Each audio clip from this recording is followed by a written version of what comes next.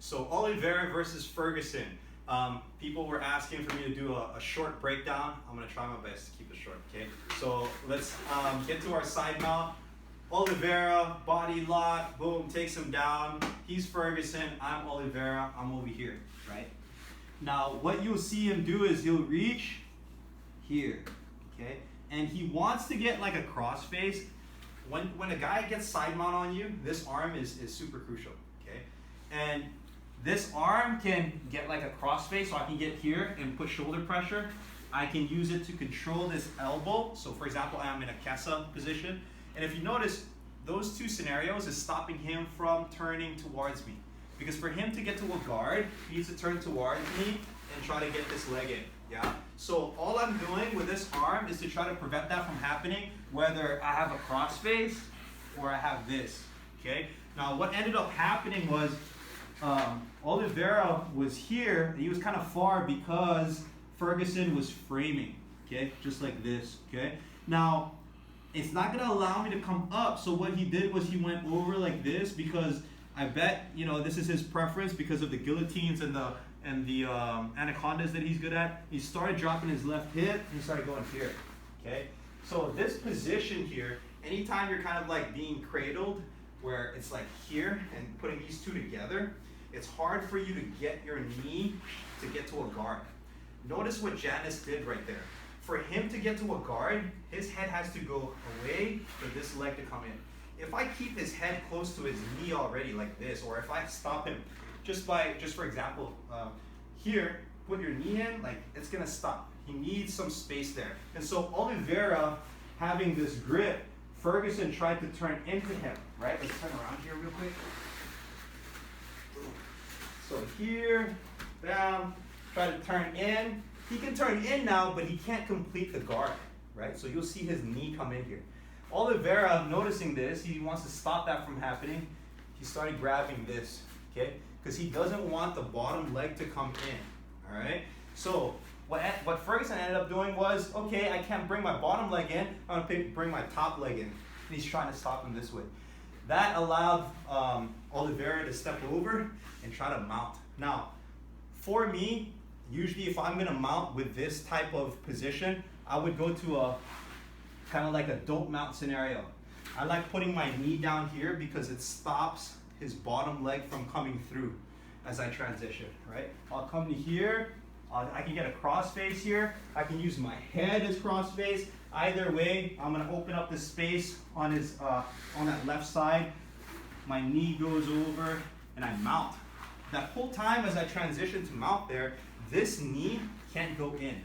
But what ended up happening with Oliveira is he was here, he tried to step over to mount, and what Ferguson's gonna do is he's gonna push, let's turn around again, all the way around, all the way. Yeah. So he's gonna push this leg, okay? Create space, yeah. So what ended up happening was here, half butterfly position. I've got this hook, okay, let's turn around here a little bit. Think about this like as my grapevine hook. That grapevine hook, I can use that to kind of lift up to bring my hip down, okay? Now, it's very important that I control this leg because a lot of the transitions from that position requires him to use this leg, okay? So think about it this way. Let's move here real quick. So if I have like half butterfly, right? If I'm able to get up, okay? Let's say he's not controlling this leg. I can use that if I get an underhook to push off the mat to get like a butterfly sweep. I can use it to kind of elevate him. Then if there's space here, get my knee out, and then now I have closed guard or full butterfly, right? So this leg needs movement, okay? All I'm doing, or all Oliveira did, was keep that leg stuck, and at the same time, it's bringing his hip down, okay? Now, why is that important? So if I'm over here, and my hip is up, and and I'm leaning forward, this allows this elevator to lift me, okay, this butterfly hook. So I don't want to be like this, because if I try to get greedy with a crossface and I'm trying to like really pin him and my lower body is light, I'm gonna get off balance, okay? So this hook, my right hook, is gonna allow me to keep my hips generally low, okay? And I'm gonna be here heavy, okay? Now, what Oliveira did was, what he wanted to do was the pass he wanted to do was to step back this way.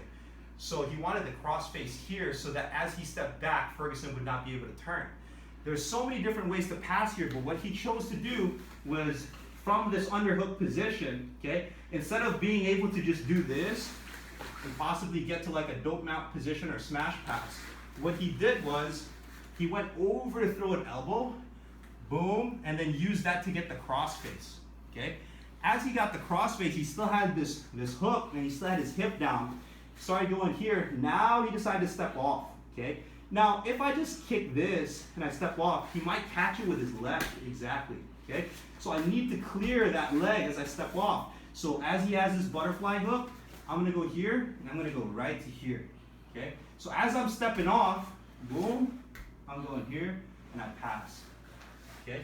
So he did that twice, I think in the first and third round, half butterfly pass. Really cool, okay? And just to give you guys ideas on how else you can pass there, watch BJ Penn. This is his go-to pass from butterfly. He'll get an underhook, okay? And he'll go this way instead of back there. He'll post up on his hand and go this way. Now the reason for that is this elevator hook can lift me if it's pointed up. But once I start pointing this down, even if he extends this leg, it doesn't go anywhere. Now I can start passing, I can backstep here, I can go dope mount here, okay? So you can see that, you know, people will have their preferences, right? Now, second round, really cool thing that happened as well is the stack pass, okay? Stack pass, originally it's taught if you're stacking, okay, either go on the hip or here, right? And then lift up the hip. I like to put my knee so that his hip doesn't go down, and then I start passing, right? Very important that I watch out for this arm pushing my elbow, because if I stack pass and he pushes my elbow, boom, and he scoots away. Exactly, perfect. Come back here. So you'll see that what Oliveira did was pin that arm, okay? So I think he did it on the left side, but we'll do it on the right just for the camera's perspective is better. So instead of just going over, right, he had the hip, he had this up like this. This knee went over the arm and pinned it, okay? Now why is that important? Because now he can't elbow push me that way, okay? Another thing, I'm not low like this, okay? I wanna have my body straight. If I'm low like this, kick, yeah, I get moved around, but I'm here like this. So he kicks or whatever, it's not gonna do anything to me. And then he was able to hug the hip, come around, and he was here in this north-south position. And then I think what he was able to do was mount again in the third round where he was like this, and he mounted, right? So very slick passing from Oliveira throughout that whole fight.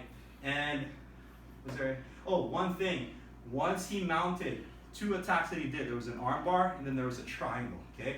The arm bar was set up, I like doing this because when we train with like slaps and stuff in the academy, I like using the strikes to get his arms to move up. And that's kind of like what we want to do when we're training in sport jiu-jitsu is sometimes it's hard because he's just keeping himself tight like this. And I can't go for the arm bar, right? So how do I get this arm to go up? By striking, yeah, exactly, okay? So you'll see that position. He was hugging like this, boom, and then you try to grab my arm, go over with the arm. Yeah, he's gonna try to trap, like try to hug it like this. You'll see Ferguson, Oliveira do this. He throws an elbow, and just like what he was reacting to a while ago, this which is like this, boom, right? But instead of just throwing here, I'm gonna go like this, boom, as I throw that, okay? Obviously I didn't wanna strike Janice here, but I wanna throw that elbow. But once I have that elbow, look, I'm already in that armbar position, okay? He could be thinking a lot of different things right now. He could be thinking armbar, or he could be thinking, boom, I could just be throwing elbows here and punches. So as I go here, armbar, right? Now, the advantages of crossing your legs, crossing your feet. If I cross my feet, okay, and I bring this motion right here, okay? Important that it's underneath the arm and by his shoulder to bring him close to me. If I'm loose or if I'm over like this, he's gonna scoot away and bring this elbow down to the mat. Okay, that's like useless. So I wanna be able to get a hold of him and pull him in. Now there's no space here, put your elbow to the mat, good. Now he's gonna try to hitchhike, which means he's gonna go here and try to go. But look, he can't escape his bottom shoulder because I'm bringing it in towards me, so he can't complete his hitchhike escape. If I don't have that and I'm here, go hitchhike really slow. Yeah, stop right there. You see how this shoulder needs to move, okay? So all I'm doing is, the difference is, if he's trying to come up to stack me, then that's when I let go of my crossed feet, okay? Because I need to control his head.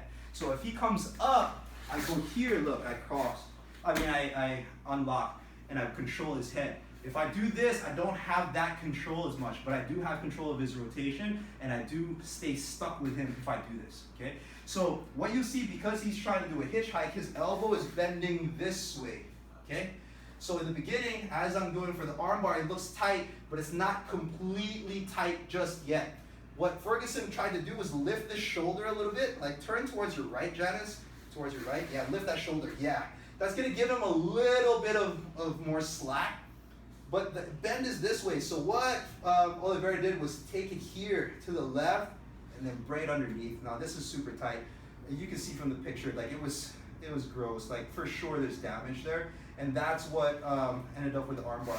Now the other last one is just the triangle. If I'm over here, anytime, here's a cool takeaway, I hit this triangle a lot too, especially from people who are like aggressive and they have this like underhook.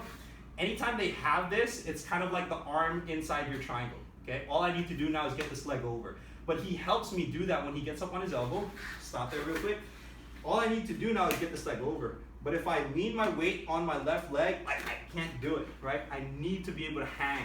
So what's gonna help me do that is my post of my left hand and my right leg going over here. I can't do it low because I'll slide, okay? And I want my hip tight to his neck, so I go here, okay? So you'll see him grab, go here, and now I'm going for the triangle, okay?